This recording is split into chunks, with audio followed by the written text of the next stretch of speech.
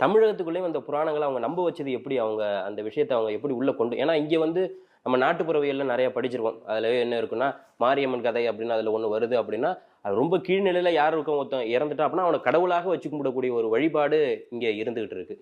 இல்ல நான் ரொம்ப ஒரு விஷயத்த தெளிவுபடுத்த விரும்புறேன்.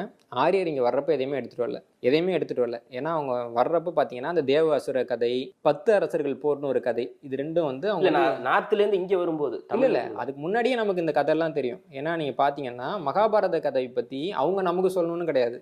மகாபாரத கதையில வரக்கூடிய அள்ளிராணி வந்து பெண்வழி மரபை சேர்ந்தவங்க. ஆமா. இல்லைங்களா? அப்ப அள்ளிராணி வந்து நமக்கு நெருக்கமானவங்க. அவங்கள விட தமிழகத்துக்கு நெருக்கமானவங்க. அந்த மாதிரி வந்து நமக்கு ஏற்கனவே அந்த கதைகள் தெரியும். இந்த பூமியில மகாபாரதம், ராமாயணம்ங்கிற 2 கதை ஏற்கனவே இருந்தது.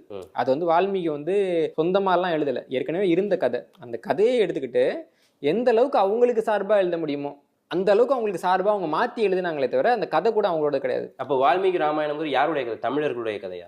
தமிழர்களுடைய கதையும் அதுல உண்டு.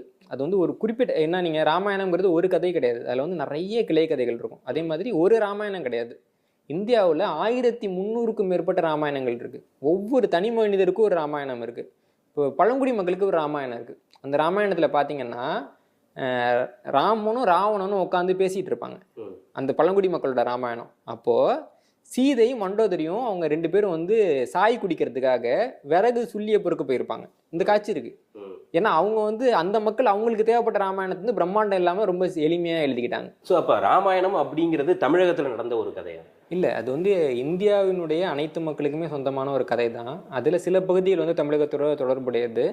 ஆனா எல்லாமே வந்து இங்க நடந்தது அப்படின்னு சொல்ல முடியாது. சாகேத பகுதியினுடைய அரசர் அப்படின்னு தான் ராமர் சொல்லப்படுறாரு. ஆனா சில நபர்கள் சில கருதுகோள்கள் வந்து தமிழகத்தோட தொடர்புடையதாக இருக்கலாம். வால்மீகி ராமாயணத்துல பாத்தீங்கன்னா வால்மீகி சொல்லக்கூடிய இலங்கைங்கிறது தமிழ்நாட்டுக்கிட்ட இருக்க இலங்கையே கிடையாது. வால்மீகி ராமாயணம் முழுக்க முழுக்க வட இந்தியாலே நடக்குது. ராமர் வந்து 15 நாள்ல இலங்கைக்கு போயிட்டாரு. ஆனா கம்ப ராமாயணத்துல ராமர் வந்து இலங்கைக்கு போக 30 நாள் ஆகுது. ஏன்னா அவர் வந்து போனதுதான் இப்ப இருக்கிற இலங்கை.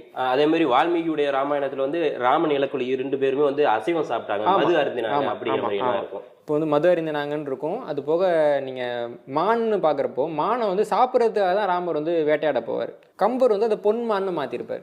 அதே மாதிரி சாப்பிடக்கூடிய 7 இடங்களில் சாப்பிட்டாருன்னு கம்பர் குறிப்பிடுறாரு. எல்லாமே சைவ உணவை சாப்பிட்டாருன்னு மாற்றுறாங்க. அதே மாதிரி ஒரு மீனவனாக இருக்கக்கூடிய குகன் வந்து மீனையும் தேனையும் கொடுக்குறப்ப நான் மீன் சாப்பிட்றது இல்லை அப்படின்னு அதே ராமர் சொல்கிறாருன்னு இவர் வந்து மாற்றி எழுதுறாரு. ஆனால் அதில் மீன் சாப்பிட்டுருந்தாங்க. அவர் அசைவம் சாப்பிடக்கூடியவர் தான் இருந்திருக்காங்க. நான் இன்னமும் சொல்கிறேன், மகாத்மா காந்தியடிகள் வந்து அவருடைய ஒரு கடிதத்தில் குறிப்பிடுறாரு, பிராமணர்கள் சொல்கிறீங்களே, வட இந்தியாவில் இருக்கிற பிராமணர்கள் அசைவம் தான் சாப்பிட்றீங்க, காஷ்மீர பிராமணர் அசைவம் சாப்பிட்றீங்க, இன்றைக்கி நீங்கள் வங்காள பிராமணர்கள் பார்த்தா மீன் சாப்பிடுவாங்க, மீனுக்கு பேர் வந்து கடல் புஷ்பமா, அதனால் சாப்பிடலாமா அப்படின்னு. வங்காள பிராமணர்கள் இன்றைக்கு வரைக்கும் சாப்பிட்றாங்க. அந்த மரபில் வந்தவங்க தான் வந்து ராமகிருஷ்ண மடத்தை தோற்றுவிச்சாங்க. ராமகிருஷ்ண மடத்து துறவிகளில் பெரும்பாலானவர்கள் மீன் சாப்பிடக்கூடியவர்களாக இருந்திருக்கிறாங்க. இதான் வரலாறு. நம்ம கிட்ட வந்து என்ன சொல்கிறாங்க, பிராமணர்னாலே மீன் சாப்பிட மாட்டாங்க. இன்றைக்கி அங்கேயும் வந்து யாரும் அசைவம் சாப்பிடக்கூடாது. தமிழ்நாட்டில் இருக்கிற மடத்தில் சாப்பிட்றது இல்லை, அவ்வளோதான் நான் சொல்ல முடியும். ஓகே இல்லைங்களா? ஸோ இந்த மாதிரி நமக்கு வந்து மாற்றி மாற்றி வரலாறு சொல்லப்படுது. இந்த மகாபாரதம்ங்கிற கதையில் பார்த்தீங்க அப்படின்னா அள்ளிராணின்னு ஒரு கதாபாத்திரம் இருக்கும். அள்ளிராணி வந்து நம்முடைய ஒரு மரபில் தொடர்ச்சியாக பார்க்குறோம். அதுமாதிரி சில பேர்களுக்கான வேர்ச்சொல் வந்து வடமொழியில் இருக்காது. நகுலன்னு ஒரு பேர் இருக்குது. அதுக்கு வடமொழியில் வந்து மூலம் கிடையாது. தமிழில் நற்குலன் அப்படின்னு ஒரு மூலம் சொல்கிறாங்க. அதே மாதிரி வந்து அர்ஜுனன்கிறதுக்கு மூலம் வடமொழியில் இல்லை, அருஞ்சுனையன், அதாவது அருமையான சுனை நீரை உடைய நாட்டை கொண்டவன் அப்படின்னு சொல்கிறாங்க. பாண்டுன்னு அந்த அரசரோட பேர், அது வந்து பாண்டியருங்கிறதுனுடைய நெருக்கமாக இருந்திருக்கலாம் அப்படின்னு சொல்கிறாங்க. இது கருதுகோள் தான். இந்த மாதிரி ஒவ்வொரு மரபுலையும் நிறைய கருதுகோள் நமக்கு வந்து இருக்குது. இந்த கதைகள் ஏற்கனவே இருந்த கதைகள். இந்த கதைகளை எடுத்து அவங்க ஆதரவாக ஒரு சண்டை நடக்குதுன்னா அது வந்து ஆரிய நீதியை நிலைநாட்டு தான் அந்த சண்டை நடந்தது அப்படின்னு மாற்றி எழுதப்பட்டது தவிர ஏற்கனவே இருந்த கதைகள் தான். இப்போ ஆரியர்கள் உள்ள வரப்போ இந்த கதையை எடுத்துகிட்டு வரல. இன்னும் சொன்னால் ஆரியர்கள் உள்ள வரப்போ சமஸ்கிருதன்ற ஒரு மொழி கிடையாது. ஸ்டெப்பி புல்லுலியில் பேசின ஒரு மொழியை அவங்க எடுத்துகிட்டு வந்துக்கிட்டே இருக்கிறாங்க. ஈரான் வர்றப்போ ஈரானில் இருக்கக்கூடிய அனத்தோலியா மொழி அவங்க எடுத்துக்கிறாங்க. ஆப்கானிஸ்தான் பக்கம் வரப்போ அங்கே இருக்கக்கூடிய சில வார்த்தைகள் எடுத்துக்கிறாங்க. இங்கே வந்த பின்னாடி 6வது நூற்றாண்டில் வந்து பிராகிருதம்னு ஒரு மொழி உருவாகுது. ஏன்னா வந்து புத்தர் வந்து அவருடைய போதனைகளை பாலின்ற மொழியில் சொல்கிறாரு.